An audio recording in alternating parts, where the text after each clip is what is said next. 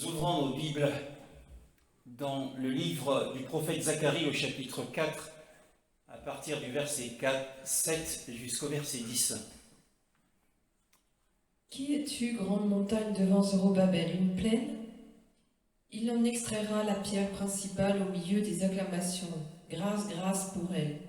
La parole de l'Éternel m'a été adressée. Les mains de Zorobabel ont posé les fondements de ce temple, et ses mains le termineront. Tu sauras alors que l'Éternel, le Maître de l'univers, m'a envoyé vers vous.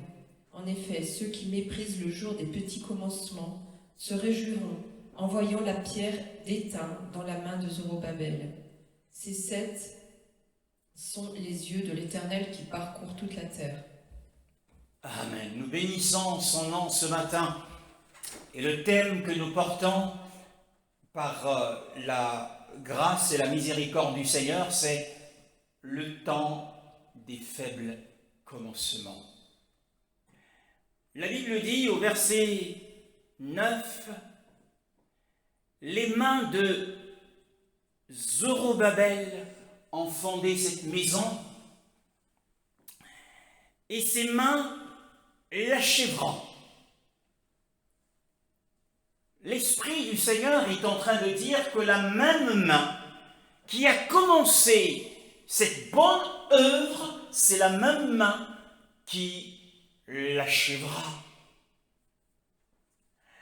Il est en train de dire que Zorobabel élèvera, comme cela est écrit au verset 7, il élèvera la pierre du sommet, la pierre de fête ou la pierre de tête.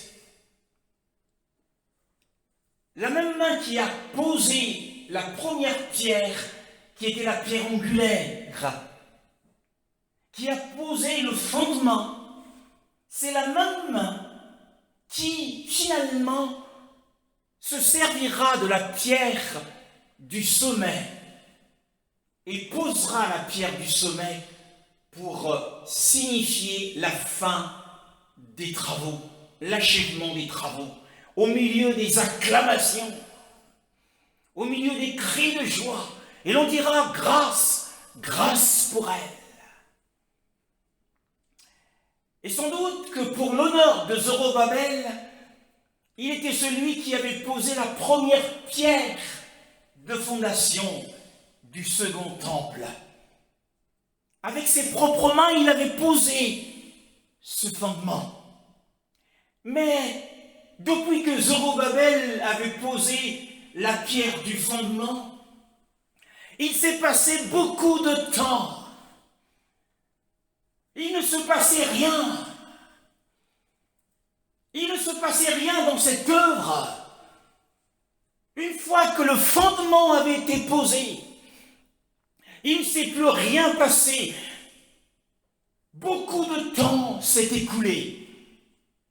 Et il y a eu beaucoup de contestations, beaucoup d'adversités, beaucoup de difficultés dans cette œuvre. Mais la prophétie déclare que les mains de Zorobabel, ce serviteur du Seigneur, qui ont posé ce fondement, ce sont ces propres mains-là qui finiront par poser les pierres au sommet pour achever ce travail. Pourtant, apparemment, rien n'avance, rien ne progresse. Tout est comme ce l'était au début. Et les gens se posent des questions. Mais la prophétie déclare que Zorobabel vivra pour voir l'achèvement de l'œuvre. Zorobabel sera encore vivant, parce que c'est lui qui posera la pierre de la clôture. Magnifique est le Seigneur. Zorobabel ici, c'est la figure, l'image, le type de Yoshua Mashiach, qui est à la fois, qu'est-il? Qu'est-ce qu'il est pour son peuple? Eh bien, c'est ce que nous allons redécouvrir ce matin. puisqu'on a dit que Zorobabel était au commencement de l'œuvre. Alors les années ont passé, aucun changement, aucun progrès, toujours le même nombre de personnes aux réunions d'église, toujours le tout petit nombre. Mais qu'est-ce qui se passe? Mais la parole déclare que ses mains conduiront l'achèvement ou le progrès de cette œuvre. Lisons dans Hébreux chapitre 12, le verset 1 à 2, ce qui est dit du véritable Zorobabel. Donc aussi, puisque nous sommes entourés d'une si grande nuée de témoins, rejetons tout fardeau et le péché qui nous enveloppe si facilement, et courons avec persévérance l'épreuve qui nous est proposée.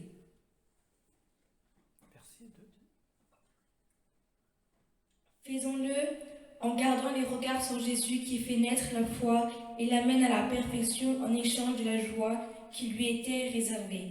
Il a souffert la croix en méprisant la honte qui s'y est attachée et il est assis à la droite du trône de Dieu. Oui, nous apprenons ou nous réapprenons que Yeshua est l'auteur de la foi et il est aussi le consommateur de la foi.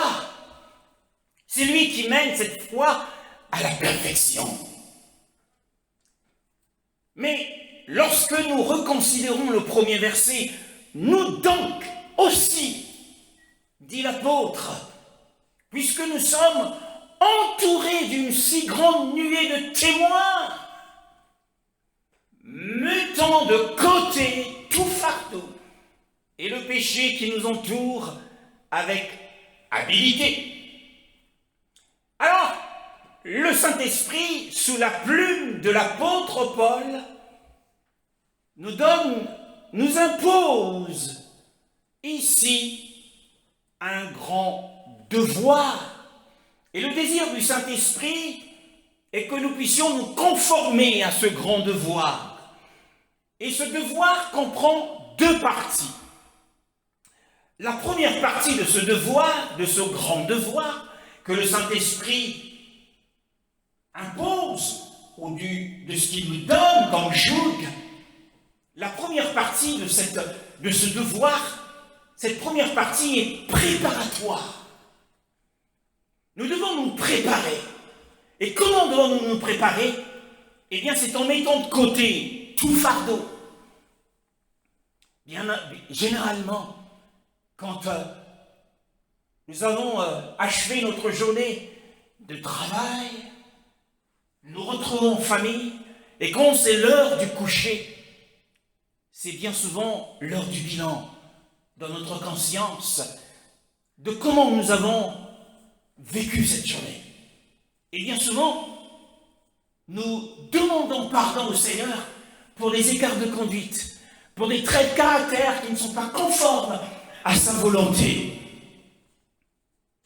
En réalité, nous sommes en préparation. Nous nous préparons pour passer une nuit en sécurité et commencer un nouveau jour en toute légèreté. Ainsi, nous essayons de mettre tout fardeau de côté. Le fardeau, c'est quoi ici? Eh bien, le fardeau ici, c'est comme un souci, c'est comme des soucis excessifs pour le corps. C'est un poids excessif pour le corps. Et nous découvrons que les jeunes gens d'aujourd'hui, lorsqu'ils entrent au collège, leur cartable est très très lourd, comme un poids excessif pour leur corps. Ils y mettent énormément de fournitures. Eh bien, les soucis de la vie sont comme un lourd fardeau pour le corps. Et ce lourd fardeau est un poids mort pour l'âme, à cause des soucis de la vie présente, des soucis liés à la santé, des soucis liés aux problèmes financiers, des soucis liés aux problèmes de conflit, dans la famille, dans la fratrie. Il y a des difficultés de toutes sortes dans la société. Et ces soucis pèsent sur notre corps, sont un poids mort pour l'âme. Et parce que ce poids mort pour l'âme va tirer notre âme vers le bas, alors que l'âme devrait s'élever vers les cieux. Vous remarquerez que certains chrétiens, dans des visions ou des songes qui leur sont donnés par le Seigneur, ils ont tendance à s'élever dans les cieux, à aller vers les cieux en esprit. Mais il y a des moments où, quand ces fardeaux, ces poids morts s'abattent sur leur âme, ils font des rêves où ils sont poursuivis par leurs ennemis et ils essaient de s'élever, mais il y a quelque chose qui est tellement lourd en eux qui les empêche de s'élever. Eh bien, ce qui les empêche de s'élever, ce sont ces fardeaux, ces poids morts qu'ils ont sur les épaules de leur âme. Bien-aimés, ces poids morts nous tirent vers le bas, et ces poids morts nous tirent en arrière, alors que nous devrions avancer, alors que nous devrions progresser dans la grâce, dans la communion avec le Seigneur, dans l'écoute de la voix du Seigneur. Mais à cause des soucis liés à la santé physique, liés à des problèmes financiers, liés à des problèmes à la maison ou au travail, eh bien, nous reculons au lieu d'avancer. Et ce type de fardeau rend difficile le devoir principal du croyant qui est la prière. On a du mal à entrer dans la prière. On a du mal à louer le Seigneur. Quand notre cœur est submergé par les soucis de la vie, ça rend les difficultés encore plus difficiles. Et ça nous rend tellement lourds en esprit que nous sommes incapables de pouvoir prier. Donc nous devons nous débarrasser dans ce travail préparatoire du fardeau, mais aussi du péché. Il parle à la fois du fardeau, mais aussi du péché. Alors le péché, ici, c'est le péché qui a de l'avantage, qui a plus de l'avantage sur nous. C'est le péché qui l'emporte le plus sur nous. C'est le péché qui triomphe de nous quotidiennement. Pour certains, dans certaines circonstances, lorsqu'ils sont seuls, il y a en eux un péché qui prend le dessus sur eux. Pour d'autres, c'est lorsqu'ils se retrouvent en compagnie de d'autres personnes. Quand ils sont seuls, tout va bien.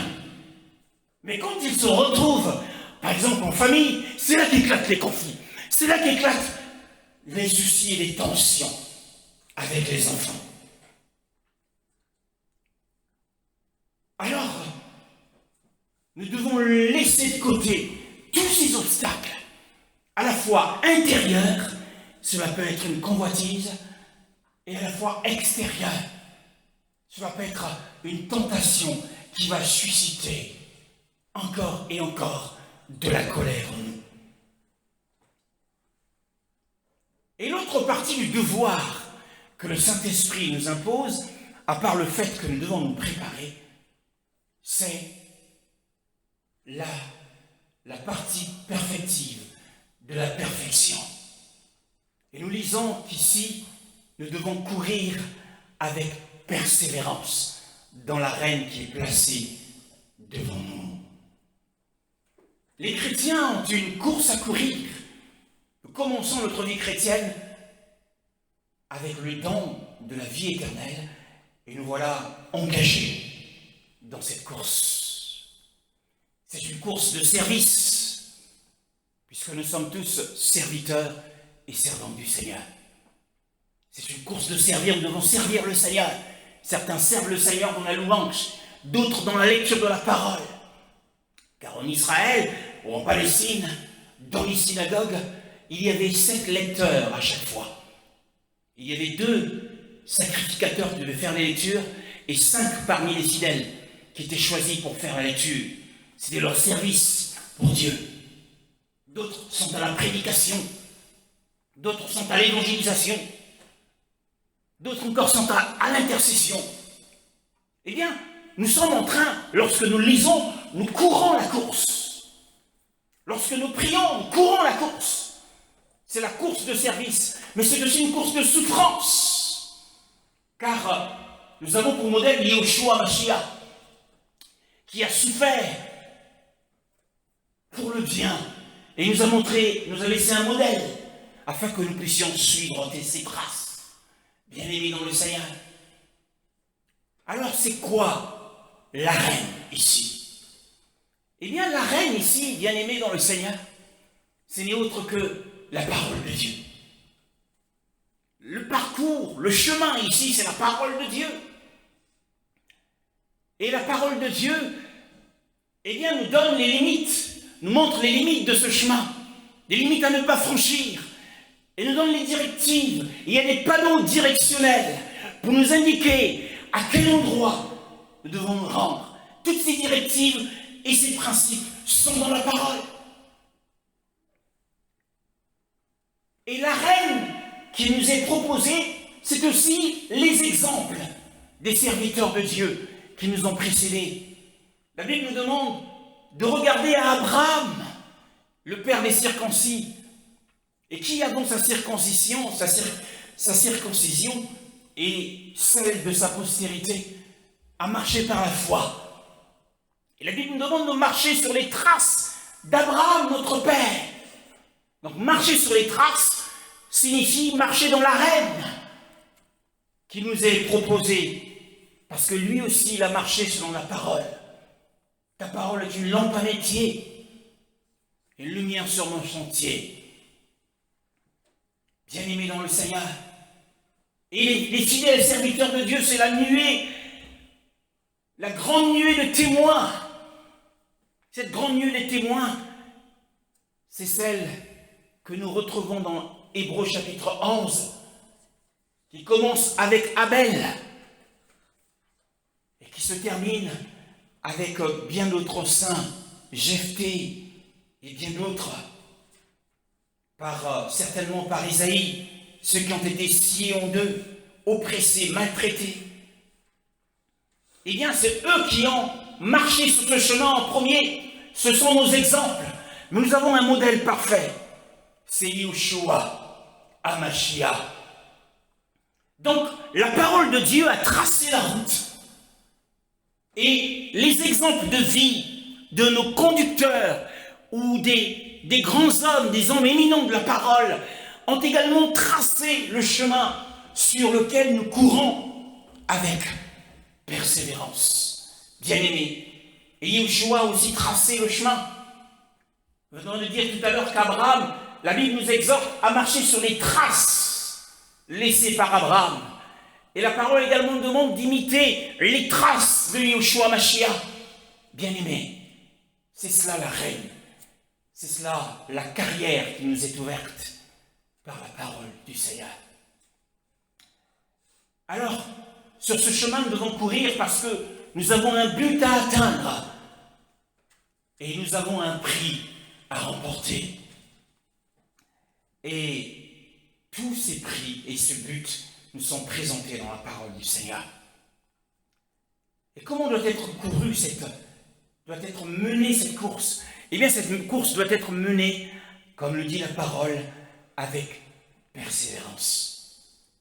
Elle doit être menée avec patience et persévérance. Oh, bien-aimés dans le Seigneur, il nous faut de la patience pour affronter les difficultés qui se dressent sur notre chemin. Les problèmes de maladie invétérée. Il nous faut de la patience. Et il nous faut aussi de la persévérance pour résister aux tentations qui viennent à nous afin d'y renoncer et de se détourner. Devons-nous détourner des tentations qui qui se présentent et qui se présenteront à nous demain. Donc la foi et la patience sont des grâces conquérantes. Mes frères, ce sont des grâces conquérantes. Et c'est pourquoi, chaque jour, à chaque heure, il nous faut cultiver notre foi à travers la parole, à travers l'écoute des enseignements de foi, pour les maintenir en exercice et pour maintenir également notre patience en exercice actif face aux problèmes de maladie que nous avons. Nous avons déclaré la parole, mais jusqu'ici, les choses tardent à venir. Alors il faut cultiver la foi à travers des enseignements précieux, il faut maintenir cette patience à travers des serments de foi, bien-aimés dans le Seigneur. Et notre plus grand exemple pour à la fois animer notre foi et nous encourager, c'est Yeshua Mashiach. Le verset 2 dit: fixons les yeux sur Yeshua, qui est l'auteur et le consommateur de notre foi. Waouh, Seigneur! C'est Yeshua. C'est ce qu'il est pour son peuple. C'est ce qu'il est pour nous ce matin. Nous avons lu que Zorobabel, les mains de Zorobabel qui ont posé la fondation, ce sont les mêmes mains qui vont achever cette œuvre. Ainsi, Yeshua, notre Adonai, et pour son peuple, il est l'auteur et le consommateur. Qu'est-ce que cela signifie? Nous avons l'habitude de l'entendre, nous avons l'habitude de le dire. Il est le commencement, mais il est aussi le perfectionneur. Car dans notre version, il est dit, il est l'auteur, il est celui qui mène à la perfection. Et dans d'autres versions encore, il est dit qu'il est l'auteur et il est le consommateur. C'est-à-dire qu'il est le commencement et le perfectionneur. Il est l'auteur et il est le rémunérateur. C'est ce que cela signifie. Qu'est-ce que cela signifie? Que Yeshua est l'auteur de notre foi. Il est non seulement l'objet de notre foi, car en lui nous croyons, et en son nom nous faisons des choses extraordinaires. En son nom nous faisons des choses extraordinaires. Il est donc l'objet de notre foi, mais il est aussi l'auteur de la foi. Qu'est-ce que cela signifie? Eh bien, cela signifie qu'il est le grand chef et qu'il est le président de la foi. Il a eu confiance en Élohim dans toutes les circonstances de son parcours sur terre. Il a eu confiance en Élohim. Il est celui que l'on peut considérer comme étant l'acquéreur de l'esprit de foi. La Bible dit qu'il est assis à la droite du Père et qu'il a reçu du Père la promesse du Saint-Esprit qu'il a répondu. Que vous voyez et entendez, a dit Pierre le jour de la Pentecôte. Il est donc l'acquéreur de l'esprit de foi. Le Saint-Esprit, c'est l'esprit de foi. Et celui qui en est l'acquéreur, c'est Yeshua. Mais il est aussi l'éditeur de la règle de la foi. Quelle est la règle de la foi? Eh bien, si quelqu'un dit à cette montagne, ôte-toi de là et jette-toi dans la mer, s'il ne doute pas en son cœur, mais croit que ce qu'il dit arrive, il le verra s'accomplir. En soi, Yeshua édite la règle de la foi. Car la grande chose qui va gâcher l'efficacité et le succès de notre foi, c'est le doute, lorsque nous doutons des promesses du Seigneur. La règle de la foi, c'est que la foi doit être fondée sur la parole de Dieu. La foi doit être fondée sur les promesses du Seigneur et ne jamais en douter. Et Yeshua est venu donc pour éditer la règle de la foi. Mais il est aussi la cause combien efficace, cette cause qui apporte des résultats merveilleux. Il est la cause efficiente de la grâce de la foi. La Bible dit que c'est par la grâce que nous sommes sauvés, par le moyen de la foi. C'est à cause de qui? C'est à cause de Yeshua Mashiach. Il est cette cause efficiente, efficace, plus efficace, qui nous apporte la grâce de la foi aujourd'hui. Il est à tous égards l'auteur de la foi, bien-aimé dans le Seigneur. Et lorsque tu l'invoques en tant qu'auteur de la foi, sache que tu vas être animé et encouragé par l'esprit de foi. Ah, grande montagne de la maladie, je t'ordonne de te déplacer, car Yeshua est l'auteur de ma foi. Mais il n'est pas que l'auteur de la foi. Qu'est-il encore? Il est le consommateur de la foi. Qu'est-ce que cela signifie, le consommateur de la foi? Eh bien, cela signifie qu'il est l'accomplissement et la réalisation de toutes les promesses et les prophéties de l'Écriture. C'est-à-dire que toutes les promesses sont oui et amen en lui. Si un matin tu te lèves et tu te dis « Oh Yeshua, je sais que tu es l'auteur de la foi. Aujourd'hui, tu as acquis pour moi l'esprit de foi, mais tu es aussi le consommateur de ma foi. C'est-à-dire celui qui réalise la promesse. Il est écrit, lui, dans la meurtrissure, vous a guéri. Alors ce matin, sois le consommateur de ma foi. Donc réalise cette promesse dans ma vie ce matin. C'est pourquoi il est dit qu'il est à la fois l'auteur et le consommateur. Magnifique est le Seigneur.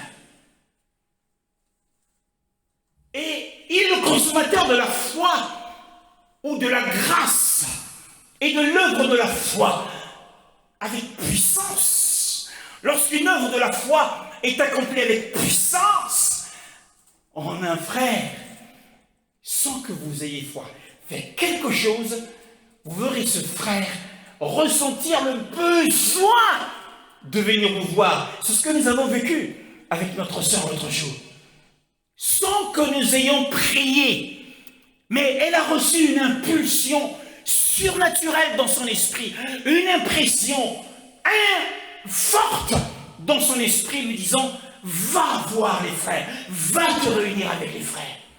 Ça, c'est l'œuvre de la grâce, c'est l'œuvre de la foi avec puissance qu'accomplit le Seigneur sur les âmes de son peuple. Il est celui qui juge et il est celui qui rémunère la foi. Vous avez parcouru les évangiles, la Bible dit à chaque fois que quelqu'un était guéri par lui ou qu'il était sur le point d'être guéri, il lui disait qu'il te soit fait selon ta foi. C'est-à-dire que tu reçois la rémunération de ta foi par la guérison, par la délivrance d'une possession démoniaque. Donc il juge et il rémunère en fonction de notre foi. C'est lui qui détermine qui sont les serviteurs qui ont atteint le but de la course. Beaucoup ont été arrêtés en cours de parcours. Beaucoup de pasteurs meurent avant d'avoir fini leur mission. Mais Yeshua est celui qui détermine ceux qui ont réellement atteint le but. Et que par lui, il leur donnera le prix, c'est-à-dire les couronnes. Lors de l'avènement de son royaume, d'abord dans les airs, la Nouvelle Jérusalem ne descendra pas sur la terre, mais elle sera dans les airs, et il y aura la fête des noces. Bon et fidèle serviteur, entre dans la joie de ton maître. Pour les 3 ans et demi des noces de l'agneau, eh bien les serviteurs seront triés au volet.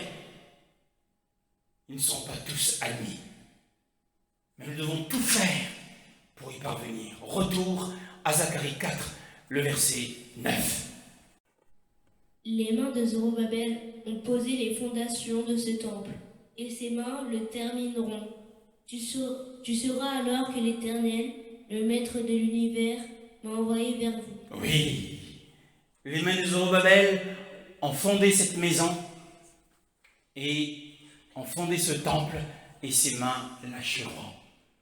Bien-aimés, lorsque nous savons que Yeshua est pour nous l'auteur, quelle assurance! Si nous savons qu'il est pour nous l'auteur de l'œuvre qui a été commencée, nous pouvons être sûrs qu'il en sera le consommateur. Ça, c'est magnifique. Pourquoi? Parce que quant à Elohim, son œuvre est toujours parfaite.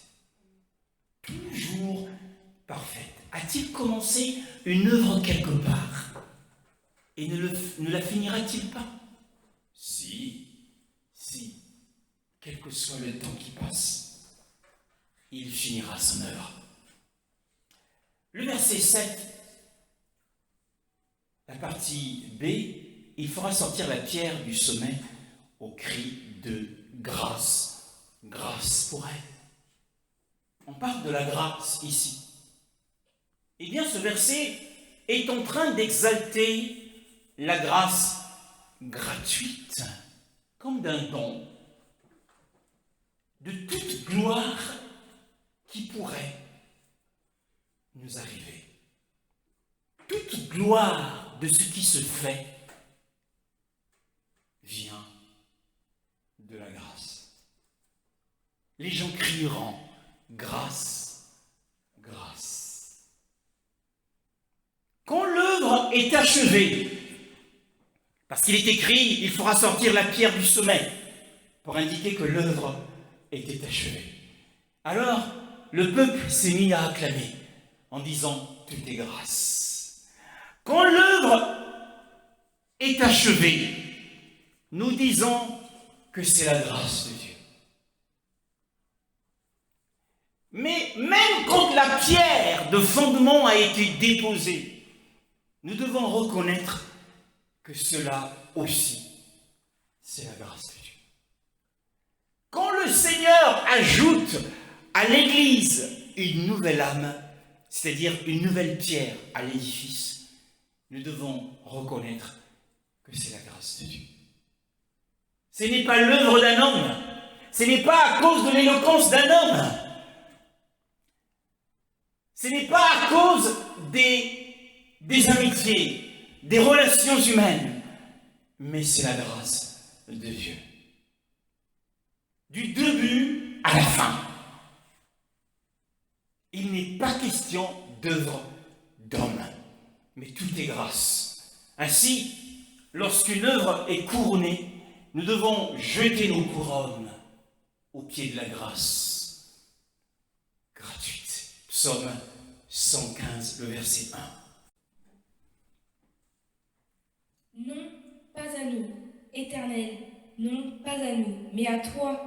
Mais à ton nom donne gloire à cause de ta bonté, à cause de ta vérité. À cause de ta vérité ou à cause de ta fidélité. Non pas à nous, Yahweh.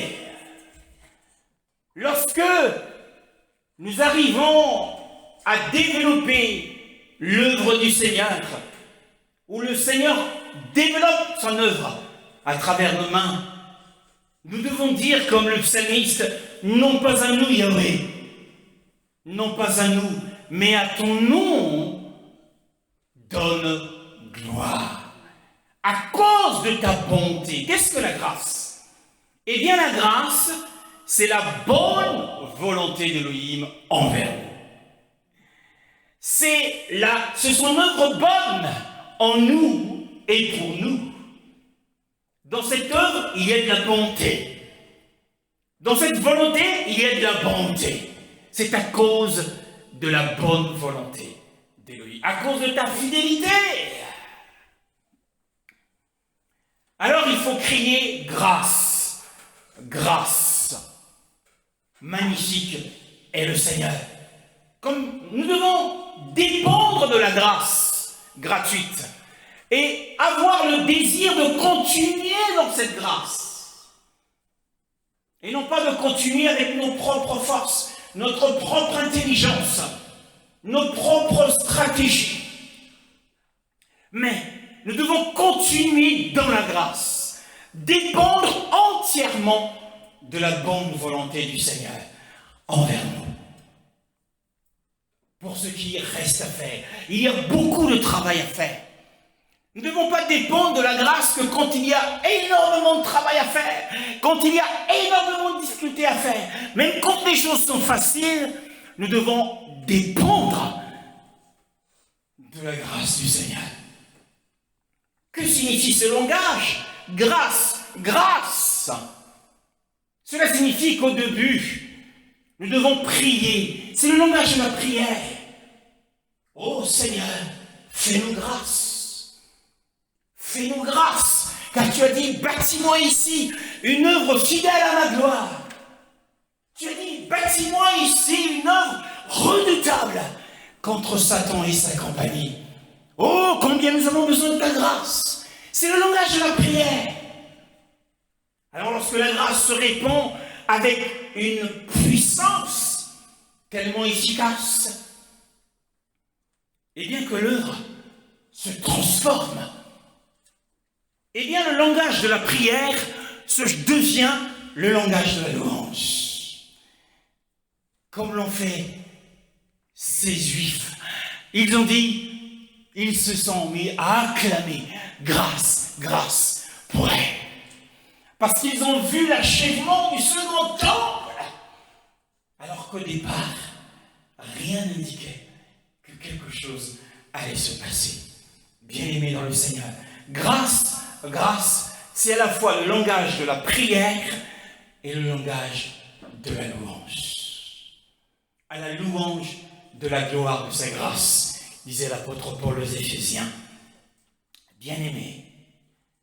Et le verset 7 nous dit, et le verset 9 nous dit, et tu sauras que Yahweh Tsabaoth m'a envoyé vers vous. Qu'est-ce que cela signifie?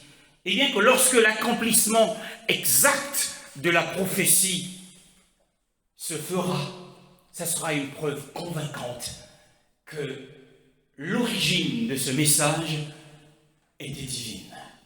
Les gens sauront que cela vient du Seigneur. Alors tu sauras, les gens sauront, ils sauront que tu es un envoyé du Seigneur. Ils sauront que tu as été mandaté par le Seigneur, que tu as reçu ton message du Seigneur. Le verset 10, nous sommes dans Zacharie. Car qui est-ce qui a méprisé le jour des faibles commencements? En fait, dans cette affaire, il s'était passé quelque chose. Mais ici, la prophétie déclare que, en réalité, que à l'accomplissement de ce qui apparaissait impossible à développer, eh bien, le Seigneur fera taire ceux qui regardaient avec mépris le début de cette œuvre. Ils regardent, ils disent, oh, mais ils ne sont pas nombreux. Qu'est-il maintenant? Ils méprisent le jour des petites choses. Et ils pensent que cette œuvre n'arrivera jamais à rien.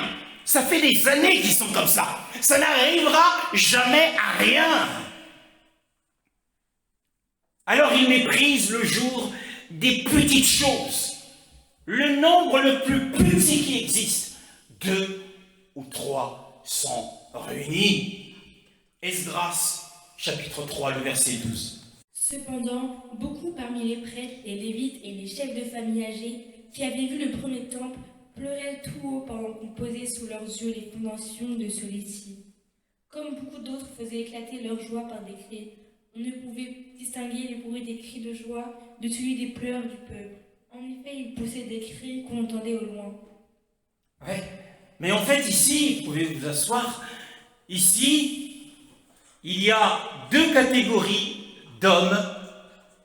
La première catégorie d'hommes, eh bien, c'était les prêtres, des lévites et les chefs de famille parmi les plus âgés qui avaient vu s'élever le temple de Jérusalem sous Salomon. Et eux, ils pleuraient. Leur foi était tellement faible Il méprisait le travail de fondation qu'était en train de faire Zorobabel. Et pendant qu'il a posé les fondements, peut-être avait-il posé ne serait-ce que 2 ou 3 pierres de fondement. Alors ils se mirent à pleurer. Ils se sont dit, mais cette œuvre-là, elle sera tellement petite par rapport au grand temple que nous avions. Alors ils se mirent à pleurer. Mais il y avait une autre catégorie d'hommes qui étaient remplis de foi. Eux, ils ne méprisaient pas le jour des petites choses. Ils étaient joyeux. Ils avaient une bonne attitude devant le Seigneur. Ils poussaient des cris de joie. Pour eux, c'était quelque chose de merveilleux, ces petites choses. Bien-aimés. Alors nous voyons que les Juifs, certains des Juifs, ou la plus grande partie, méprisèrent les fondations du second temple. Pour eux, parce ces fondations étaient susceptibles d'être inférieures au premier temple bâti par Salomon. Néhémie chapitre 2, le verset 19. Que lisons-nous? Néhémie chapitre 2, le verset 19. Sambala, le Honorite, Tobija, le fonctionnaire ammonite, Geshem l'arabe, ont appris ce qui s'est passé. Ils se sont moqués de nous, nous ont traités avec mépris. Ils ont dit, que faites-vous donc? Seriez-vous en train de vous révolter contre le roi? Je leur ai fait cette réponse. C'est le Dieu du ciel qui nous donnera le succès. Et nous, ses serviteurs, nous allons nous lever et nous mettre au travail. Quant à vous, vous n'avez ni part, ni droit, ni souvenir à Jérusalem. Oui. Alors les ennemis, les opposants de la vision du Seigneur, les ennemis de Néhémie et les autres frères méprisèrent la construction de la muraille. Et la Bible dit qu'ils se moquèrent. Et dans ma version, il dit ils méprisèrent. On ne doit pas le faire.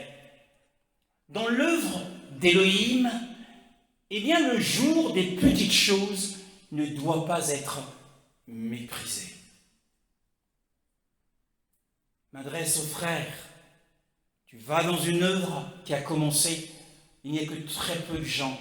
Si c'est là que le Seigneur t'a dit d'être, sois là. Beaucoup aiment aller là où il y a beaucoup de monde, dans des églises d'envergure. Non pas parce que le Seigneur leur a dit d'y aller, mais parce qu'ils sont impressionnés par le travail qui a été fait là-bas. Mais la Bible nous demande ici de ne pas avoir du mépris pour le jour des petites choses. Car Néhémie leur répond, Élohim des cieux lui-même nous fera réussir, lui-même nous donnera du succès. Ses mains, le véritable Zorobabel, ses mains ont posé ses fondations et ses mains l'achèveront. Il est l'auteur et le consommateur de notre foi. Donc dans l'œuvre d'Élohim, ne méprisons pas le jour des petites choses. Ne disons pas, ce n'est pas une église. Bien que les instruments au sein de cette œuvre sont faibles et improbables, mais souvenez-vous que Élohim a souvent choisi des tels instruments faibles pour réaliser des grandes choses. Car il choisit les choses faibles pour confondre les choses puissantes de ce monde. Nous dit l'apôtre Paul. Et quand une grande montagne devant lui devient une plaine, car nous avons appris qui tue grande montagne face à Zorobabel, tu seras aplani. Devant le Seigneur, une grande montagne de difficultés, de maladies, d'obstacles deviendra une plaine, quand cela lui plaît, quand il le veut. Une grande montagne deviendra une grande plaine. Mais quand il le veut aussi, nous allons le lire dans Daniel chapitre 2, le verset 35. un autre aspect de la puissance du Seigneur. Chapitre 2, le verset 34 à 35. Pendant que tu regardais, une pierre s'est détachée sans aucune intervention extérieure. Elle a frappé les pieds en fer et en argile de la statue, les a pulvérisés. Le fer, l'argile, le bronze, l'argent et l'or ont alors été pulvérisés ensemble. Ils sont devenus pareils à la balle qui s'échappe d'une aire de battage en été. Le vent les a emportés, et on n'a plus trouvé aucune trace d'eux. Quant à la pierre qui avait été frappée, la statue, elle est devenue une grande montagne, et a rempli toute la terre. Au verset 34, la Bible nous dit qu'une pierre, une petite pierre, se détacha sans l'aide d'une main. Et ça, c'est quand cela plaît au Seigneur. Une petite pierre vivante, détachée sans le secours d'une main, peut devenir une grande montagne et remplir toute la terre. C'est pour cela que nous ne devons pas mépriser le jour des petites choses. De la même manière que le Seigneur peut transformer une grande montagne en plaine, il peut se servir d'une petite pierre vivante ou de 3 ou 4 petites pierres vivantes pour en faire une grande montagne qui remplira toute la terre. Bien-aimés dans le Seigneur. Donc, bien que les commencements soient petits, Elohim peut faire que la fin derrière augmente considérablement. Un grain de moutarde peut devenir un grand arbre. Alors, ne méprisons pas la lumière naissante, car elle brillera de plus en plus jusqu'à ce que le jour soit parfait. Le jour des petites choses, mes frères, c'est le jour des choses précieuses. C'est pourquoi parmi le peuple des Hébreux à Babylone, beaucoup poussaient des cris de joie parce que c'était des choses précieuses. Il y avait peut-être que 2 ou 3 pierres de fondation. Quand certains pleuraient de désespoir et de mépris, pensant que ça sera une petite heure, mais d'autres poussaient des cris de joie parce qu'ils avaient une vision divine. Ils voyaient que c'était des choses précieuses, que cette lumière qui était en train de naître, elle brillera de plus en plus jusqu'au milieu du jour. Le verset 10 de Zacharie nous dit encore: eh bien, ils se réjouiront en voyant la pierre d'étain dans la main de Zorobabel. Donc, ceux qui désespéraient de l'achèvement des travaux, ceux qui voyaient que, les travaux avaient été longtemps retardés, ça fait des années que l'œuvre ne se développe pas, mais ils se réjouiront quand ils verront dans la main du serviteur du Seigneur cette pierre d'étain. C'est-à-dire ce fil à plomb, ce niveau. À quoi sert un niveau après que les travaux aient été accomplis? Le niveau sert à veiller à ce que le travail soit fait avec une grande exactitude, en sorte qu'il soit à la fois solide et beau. Quand on met un niveau, on voit si le mur est droit. C'est un travail d'inspection. Et dans Zacharie chapitre 3, le verset 9, la Bible nous dit, Zacharie chapitre 3, car voici la pierre que j'ai mise en face de Yahushua ou de Josué. Cette pierre qui n'est qu'une, il y a 7 yeux. Il y a 7 yeux sur cette pierre. À quoi servent ces yeux? Zorobabel n'aurait pu rien faire. Il n'aurait même pas pu poser la fondation comme il l'aurait fallu si la providence vigilante, puissante et gracieuse d'Élohim ne l'avait pas précédé et ne l'avait pas accompagné. Bien-aimé, dans ses travaux, Zorobabel n'aurait rien pu faire si cette providence vigilante, c'est-à-dire ces 7 yeux. Car il est dit dans Zacharie chapitre 4, le verset 10, Ces 7 sont les yeux de Yahweh qui parcourent toute la terre. Et ces 7 yeux, c'est la providence qui surveille, qui veille. Le psaume 127, le verset 1, nous donne aussi une confirmation de ce que nous sommes en train d'affirmer ce matin. Si une maison n'est pas construite par l'Éternel, ceux qui la construisent travaillent inutilement. Si une ville n'est pas gardée par l'Éternel, celui qui la garde veille inutilement. Si une ville n'est pas gardée, les 7 yeux gardent la ville. Celui qui la garde fait le guet en vain. Car celui qui protège réellement, c'est le Seigneur. Et celui qui bâtit réellement, c'est le Seigneur lui-même. Ces 7 yeux prennent connaissance de toutes les créatures et de toutes leurs actions. Bien-aimés dans le Seigneur, les 7 yeux ont précédé Zorobabel. Les 7 yeux vous précéderont dans l'œuvre. Les 7 yeux vous accompagneront dans l'œuvre, à la fois pour veiller sur vous, vous protéger, mais à la fois pour répondre à travers ces yeux. Puisque ce sont les yeux de Yahweh qui dirigent sa main. Ce sont les yeux de Yahweh qui dirigent son bras. Bien-aimés dans le Seigneur, 2 Chroniques chapitre 16, le verset 9.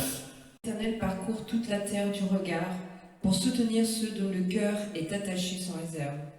Tu t'es comporté de façon stupide dans cette affaire, car désormais tu auras des guerres. Ouais. Les 16 yeux de Yahweh. On nous dit ici que ces 7 yeux de Yahweh parcourent. Les yeux de Yahweh courent de long en large. Courent avec une telle rapidité. Il n'y a rien, aucun coin dans le monde. Aucune personne ne peut se mettre en dessous des yeux de Yahweh, comme si quelqu'un se mettait en dessous d'une caméra. C'est impossible. Il n'y a aucun lieu qui soit aussi éloigné de ses yeux. Il n'y a aucun lieu qui soit aussi sombre pour lui. Aucun lieu ne peut être sombre pour lui. Ses yeux courent de long en large, à la fois pour diriger, à la fois pour inspirer et pour libérer de la provision. Il inspire et dirige tout ce dont le cœur est droit, tout ce dont le cœur est parfait pour le Seigneur. Ainsi, Zorobabel, son cœur était parfait pour le Seigneur. Il a été inspiré et il a été dirigé par les yeux de Yahweh. Car les yeux de Yahweh dirigent à la fois sa main et son bras et apportent la protection. Et ses yeux inspirent selon les conseils divins. Les 7 yeux sont fixés sur la pierre de Zorobabel, la pierre d'étain de Zorobabel. Les 7 yeux étaient fixés sur la pierre d'étain de Zorobabel lorsqu'il était en train de poser son fil à plomb. Ses yeux veillaient à ce que la pierre soit bien posée. Ainsi, le Seigneur veille à chaque fois que nous nous réunissons. Le Seigneur veille à ce que, le culte soit bien rendu, que les sacrifices spirituels soient rendus selon les règles, et que le peuple se tienne dans le respect du Seigneur. Et ses yeux veillent sur nos actions, veillent sur nos attitudes, et apportent l'inspiration et la direction. Et ceux qui ont le fil à plomb entre leurs mains, ceux qui ont, le niveau, les serviteurs qui ont reçu la responsabilité de bâtir l'œuvre, ceux-là doivent avoir un regard constant sur les yeux du Seigneur, un regard constant sur la provision divine, afin d'agir et de dépendre de sa direction en se soumettant chaque jour à ses dispositions.